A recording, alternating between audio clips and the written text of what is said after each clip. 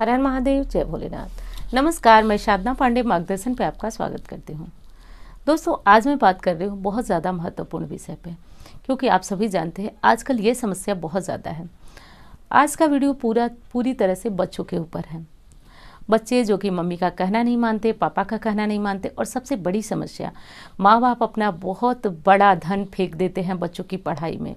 और बच्चे जो है जब पढ़ाई में आगे नहीं निकलते हैं, आगे तो छोड़िए, वो बेसिक चीज़ों को भी नहीं समझते हैं, तो बहुत ज़्यादा तकलीफ होती है, बहुत ज़्यादा दुख होता है माँ बाप को ऐसी स्थिति में कि अब जो है इनका क्या किया जाए, कैसे जो है इनको समझाया जाए, बताया जाए। तो ऐसी स्थिति में माँ बाप बहुत ज़्यादा परेशान और बहुत ज़्यादा दिक्कत में रहने लगते हैं। क्योंकि देखिए, आजकल जो है पढ़ाई बहुत सामान्य नहीं रह गई है। मैं जो बातें कर रही हूँ निश्चित रूप से आप वो चीज़ समझ रहे होंगे। पढ़ाई इसलिए सामान्य नहीं रह गई है दोस्तों, क्योंकि पढ़ाई में बहुत सारा धन खर्च होता है माँ बाप का। क्योंकि आप सभी जानते हैं प्राइवेट स्कूलों की फीस भरनी इतनी आसान नहीं रह गई है। तो ऐसी स्थिति में मन बड़ा निराश हो जाता है जब बच्चे सही रिस्पांस नहीं करते हैं, न तो माँ बाप से अच्छी तरह से बात करते हैं, ना ही पढ़ाई में बहुत अच्छे होते हैं। तो इस समस्या का जड़ से निवारण क्या है, ज्योतिषीय समाधान क्या है, आज हम उसके बारे में बात करेंगे। लेकिन दोस्तों, 2-3 चीज़ें आपको समझाना चाहूँगी, और यदि आप सच में परेशान हैं बच्चे से, तो विश्वास मानिए आप इन समस्याओं से निश्चित रूप से निकलेंगे। देखिए, एक तो खुद का मेरा जो अनुभव है वो भी मैं आज आपके साथ शेयर करूँगी, क्योंकि जैसा कि वीडियो वगैरह के माध्यम से आप जान ही गए होंगे, जानते ही होंगे कि एक बेटी और एक बेटा मेरे पास भी है। तो आप जानते हैं हर चीज़ सामान्यतया मिल जाना स्वाभाविक नहीं है। जैसे कि मेरी बेटी बहुत ज़्यादा समझदार, होशियार बचपन से ही रही है, उसको मुझे कभी भी कुछ भी समझाना बताना नहीं पड़ा है। लेकिन बेटा, वही जैसे कि आपकी कंप्लेन थी, अभी 2-3 सालों से उसका भी मन पढ़ाई में नहीं लगता था। लेकिन जब वो छोटा था तो मैं बहुत ज़्यादा सामान्यतया उसको ले लिया करती थी। और आप सभी तो जानते हैं कि बच्चे जो है छोटे जो होते हैं, कुछ चीज़ें तो उनकी बड़ी आराम से निकल जाती है। तंद्रा हमारी तब टूटती है जब समय निकल गया होता है। तो वैसे एक समय के बाद मेरी भी तंद्रा टूटी। उसके पहले तो ये लगता था बच्चा है, ठीक हो जाएगा, ठीक हो जाएगा। तो चूँकि जवाब वगैरह नहीं देता था, लेकिन पढ़ाई में बहुत ज़्यादा कमज़ोर हो रहा था। तो उसके लिए मैंने क्या किया, एक तो वो अनुभव आज आपके साथ शेयर करूंगी। क्योंकि देखिए, मैं चाहती नहीं थी शेयर करना, क्योंकि बच्चा सुनेगा तो अब उसको बिल्कुल भी अच्छा नहीं लगेगा। ये बात कभी भी देखेगा तो उसको बिल्कुल अच्छा नहीं लगेगा। वो सोचेगा कि मम्मी सोशली मेरी ये बात बता रही हैं। लेकिन मैं बता रही हूँ कि आपके बच्चे भी बहुत ज़्यादा उम्मीद से आपके प्रश्न आते हैं, तो आपके बच्चे भी इस चीज़ को समझे और आप एज ए गार्जियन उसको बहुत अच्छी तरह से समझें। तो चलिए ध्यान से इन बातों को समझिएगा। सबसे पहली चीज़ कि यदि आपका बच्चा बड़ा हो गया है तो बहुत तेज़ आवाज़ में उससे बात नहीं करना, उसको समझाना है। देखिए, माँ बाप तो वैसे ही हार जाते हैं जब बच्चे कहना नहीं मानते हैं। तो आपको बहुत तेज़ आवाज़ में बच्चे से बात नहीं करना है, उनको समझाना है। कैसे समझाना है? उनको वो सपना दिखाइए जो वो चाहते हैं, जो वो बनना चाहते हैं, या फिर जो आप बनाना चाहते हैं। उनकी आंखों में एक सपना उनको जगाइए कि वो बनना क्या चाहते हैं।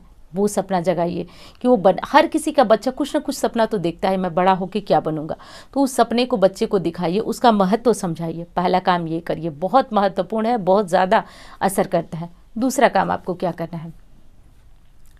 दूसरी चीज़ आपको ये करना है दोस्तों कि आप अपने बच्चे को जब भी पढ़ने के लिए भेज रहे हैं या फिर बैठा रहे हैं, तो एक चीज़ करिएगा कि बच्चे को कभी भी दक्षिण की तरफ मुंह करके मत बैठाइएगा। बच्चे की जो टेबल है, या फिर बच्चा आपका जैसे भी पढ़ रहा है, टेबल वगैरह चेंज कर लीजिएगा। पश्चिम की तरफ मत बैठने दीजिएगा मुंह करके, और दक्षिण की तरफ। यदि वो पढ़ता है तो उत्तर और पूर्व की तरफ, ये 2 मुंह बहुत ज़्यादा इम्पॉर्टेंट है, इस चीज़ को ध्यान रखिएगा। अब तीसरा नंबर क्या करना है आपको, जो कि बहुत ज़्यादा ध्यान रखना है। कुछ लोग जो है बच्चों के पीटीएम में जाते हैं और बच्चे का मान लीजिए सही मार्क्स नहीं आया है, तो वहीं टीचर के सामने मैंने देखा है, जैसा कि मैं बता ही रही हूँ, मैं इन चीज़ों में बहुत ज़्यादा भगवान की कृपा से एक्टिव रही हूँ। बच्चों का पीटीएम हुआ या फिर बच्चों का कुछ भी हुआ, मैं खुद आगे बढ़ करके और इन चीज़ों को देखती हूँ। हाँ, जैसे संडे के अलावा पड़ जाता है कभी पीटीएम, तो मैं स्कूल में होती हूँ तो नहीं जा पाती हूँ, उनके दिक्कत हो जाती है। लेकिन मैं हमेशा जाने की कोशिश करती हूँ। तो मैं कुछ माँ बाप को देखती हूँ वही पीटा पीटी ये सब शुरू कर देते हैं।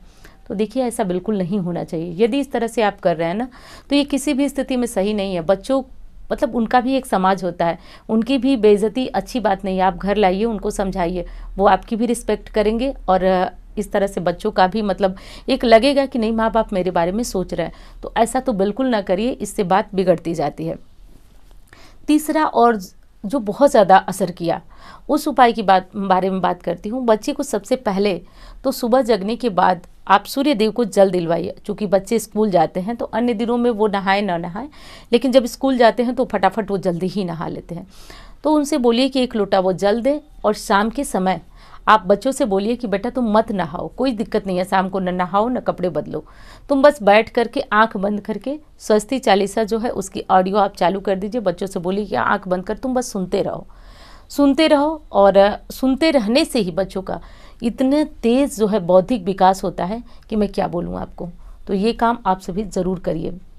और चौथा काम मैं बता रही हूँ कि बच्चों के साथ जब भी आप जैसे कि बच्चे पढ़ने में लगे हैं या कुछ भी कर रहे हैं, तो आप बच्चों के साथ बैठे हैं तो एक चीज़ और कहा करिए कि जैसे मार पीट या फिर उनकी इनकी तुलना ये सब मत करिए। जैसे मान लीजिए कि जैसे मैंने ही उदाहरण दिया आपको कि यदि आपके पास 2 बच्चे हैं और यदि एक खूब समझदार है, दूसरा नहीं समझता है, दोस्तों विश्वास मानिए एक टाइम के बाद बच्चे के मन में बहुत ज़्यादा हीन भावना आने लगती है, और इस हीन भावना से ग्रसित होकर के आपका बच्चा जो है अपने आप को खुद बहुत कम आंकना शुरू कर देता है। और यदि एक बार इस चीज़ की इस भावना को आपने डाल दिया ना, तो विश्वास मानिए आप उससे उबर नहीं पाएंगे, निकाल नहीं पाएंगे। निकालने का सही तरीका क्या है वो मैं बताती जा रही हूँ। उन चीज़ों को थोड़ा थोड़ा ध्यान देते जाइए, क्योंकि इसमें मैंने भी बहुत ज़्यादा प्रयास किया, बहुत ज़्यादा मेहनत किया, और तब जा कर के ये वीडियो। अब इसके बारे में अनुभव तो मुझे इतना है ना कि मैं पूरी किताब लिख दूँ दोस्तों, आप विश्वास मानिए, इतना अनुभव मैं लेकर के बैठी हूँ, क्योंकि मैंने भी इस चीज़ को फेस किया है कि बच्चे कैसे पढ़ते नहीं हैं। तो ये चीज़ें मैं आपके लिए जो बता रही हूँ, क्योंकि मेरा बच्चा तो अभी इस साल 10th में मतलब गया है, तो इतना न बड़ा है न इतना झगड़ालू है, कुछ भी जवाब वगैरह दे कुछ नहीं करता है, बहुत समझदार बच्चा है। बस कमी एक ही थी कि वो लॉकडाउन जब से लगा था ना, तब से मोबाइल से जब से पढ़ाई होने लगी तो बच्चे का मन मोबाइल में बहुत ज़्यादा लग गया था, बहुत ज़्यादा इंटरेस्ट हो गया। तो उन्हीं चीज़ों से मैं बहुत ज़्यादा परेशान थी।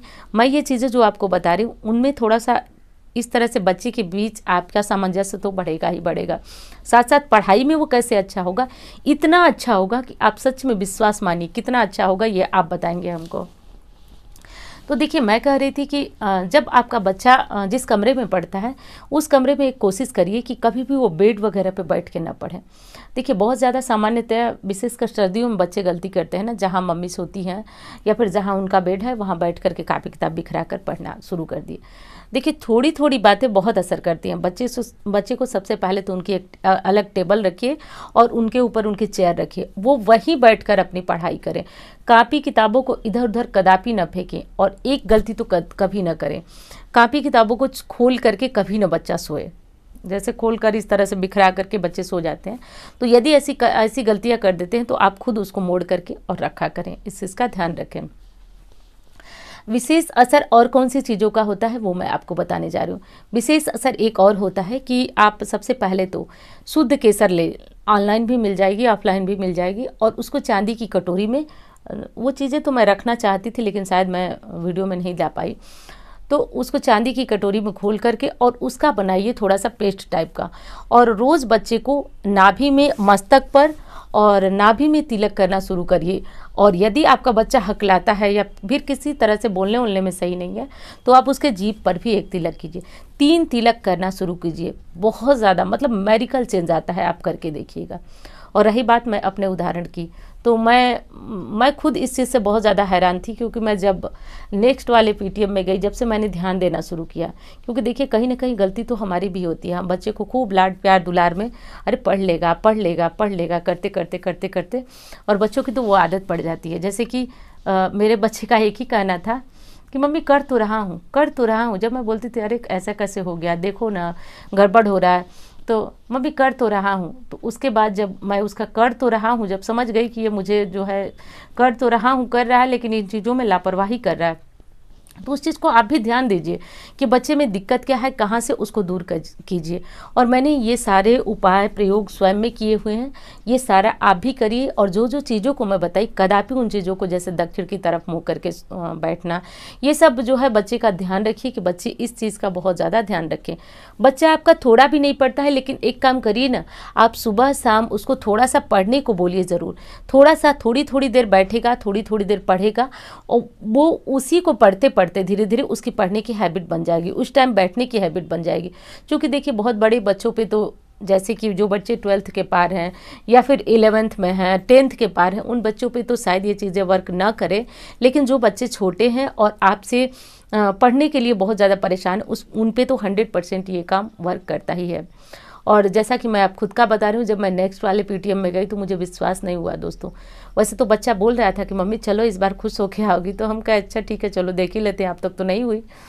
तो गई मैं, जैसा कि देखिए जब अब हर माँ के लिए ये मोमेंट तो बताने की बात नहीं है, जब दरवाजे पे ही आप अपने बच्चे का फ़ोटो बड़ा सा देखते हैं तो आपके मन में क्या खुशी होती है ये बताने की ज़रूरत नहीं है। तो ये था, और भगवान भोलेनाथ की दया से और आप लोगों के प्यार और आशीर्वाद से बस बच्चा लाइन पे है, पढ़ रहा है, और क्या चाहिए।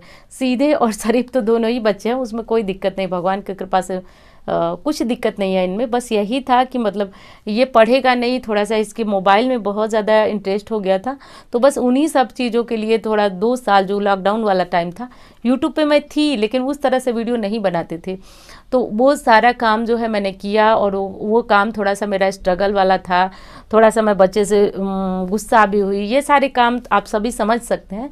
तो बिल्कुल मन की बात, दिल की बात आपको बता रही हूँ, आप सभी ये चीज़ करिए। और बताने का मेरा सिर्फ और सिर्फ यही उद्देश्य है कि आप इससे जूझ रही हैं तो आप अकेली नहीं हैं, आप परेशान ना होइए, इस चीज़ का इस तरह से इलाज कीजिए, बहुत ज़्यादा असर करेगा। तो चलिए दोस्तों, वीडियो कैसी लगी बताइएगा ज़रूर, अच्छी लगती है तो लाइक करें और चैनल को सब्सक्राइब कर लीजिएगा, क्योंकि इस चैनल पर आपको इस तरह की जानकारियाँ मिलती हैं। तो सब्सक्राइब तो फटाफट कर लीजिएगा, क्योंकि मार्गदर्शन परिवार धीरे धीरे ही सही लेकिन बड़ा हो रहा है, उसको और बड़ा करना है, तो इसमें आप लोगों के सहयोग की बहुत ज़्यादा आवश्यकता है। तो चलिए मिलती हूँ इस तरह की वीडियो के साथ। धन्यवाद। हर हर महादेव।